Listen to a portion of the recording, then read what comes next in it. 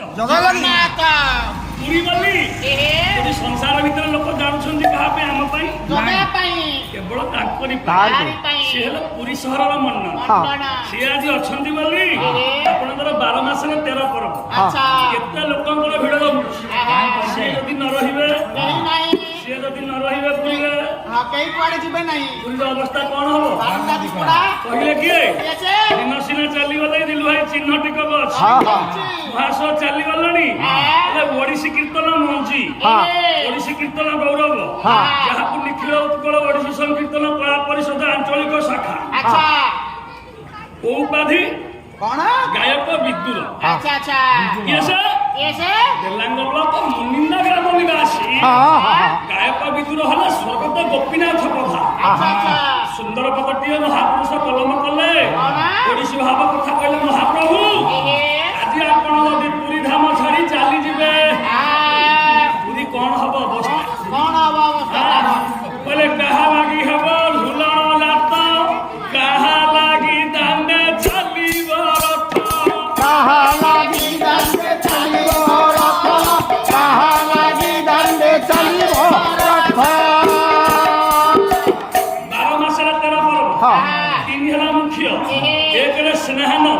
2 ରେ ଝୁଲଣ 3 ହେଲା ନନ୍ଦିଘୋଷ ରଥ ଗଡ଼ିବ ରଥଯାତ୍ରା ବାବା କହିବାର କଥା ତ ଝିଅ ଆପଣ ପୁରୀ ଧାମ ଛାଡ଼ି ଚାଲିଯିବେ ଯଦି ଆପଣ ପୁରୀ ରତ୍ନ ଛାଡ଼ି ଚାଲିଯିବେ ତ ନିଶ୍ଚୟ ବଳ ଆସିବ ମହାପୁରୁଷ କଥା ଲେଖିନାହାନ୍ତି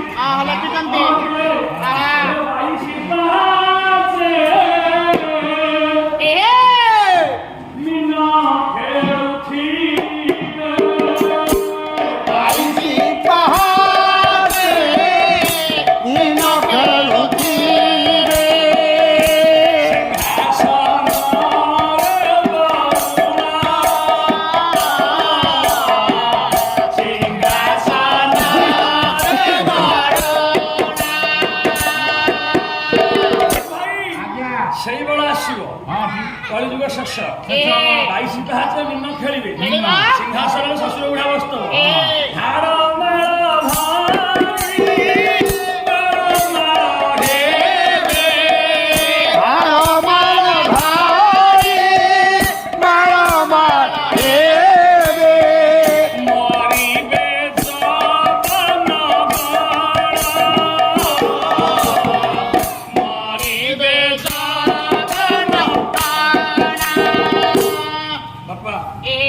ସେଇବେଳେ ଯେତେବେଳେ ଆସିବ ଯାଇ ଫୁଲ ମାଳିକାର ସୁନ୍ଦର ପଦ ଟିକେ କହିଲେନି ଯେତେବେଳେ ବିଦେଶୀ ଲୋକ ଆସିକିରି ରେଳଗାଡିରେ ଚୋରେଇକି ନେଇଯାଉଛନ୍ତି ଚୋରେଇକି ନେଇଗଲା ପରେ ରେଳଗାଡି କୋଉଠି ଖରାପ ହବ ଫୁଲ ମାଳିକା ବଇରି ଷ୍ଟେସନରେ ଯାଅ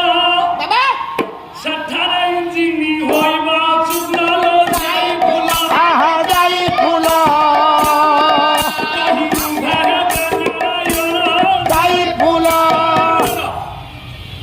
स्टेशन निकटवर्ती बॉयज स्टेशन कटकट आगे जाइए चौद्वार जाइए कटकट लगे छुटिया जितेबाला विदेशी मान महाप्रभु जगन्नाथ को रेलगाड़ी जो चोरी कर नहीं जीवे बॉयज स्टेशन रे इंजिन भांगी प्रभु हाथ गोड़ लगे प्रभु चली चली छुटिया पड़े तो जगबंधु